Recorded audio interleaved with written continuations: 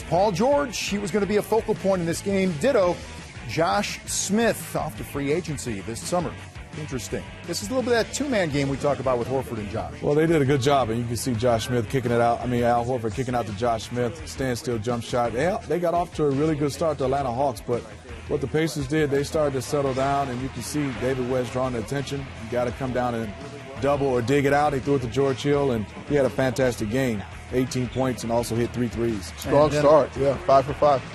Pacers pushing the basketball. George, and he flips it over to Lance Stevenson, and Stevenson, a lot of emotion there, trying to get the crowd up on their feet. Part of a 13-2 Pacer run. Tyler Hansbrough, Psycho T, running the floor. Strong finish. Well, after this, Larry drew a strong message to his team about shot selection. Well, it was our shot selection. We got off to a great start. Then we start settling for jump shots, so we can't do that, particularly in this building. Nope, you can't settle for that. So Josh backing his way down on West and the left-handed hook.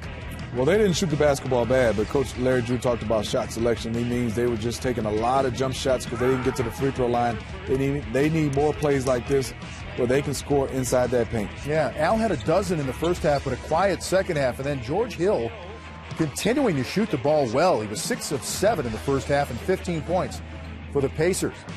Back to Josh, driving, loses it in the air. George ahead to Lance Stevenson. You got to get back. Yeah, you do. And obviously. Or you got guys doing chin-ups on the ball, on the rim. That's true. Under 7 left in the half. George on Ivan Johnson in the paint, scores the scoop and one. Frank Vogel, he wants the killer shot. They look like they're fading. They look like they're ready to give us a game if we smash them right now. Okay, we got to smash them right now. Smash mouth basketball, guys. That's what I'm talking about. And he said right now. Right now. Big Roy Hibbert.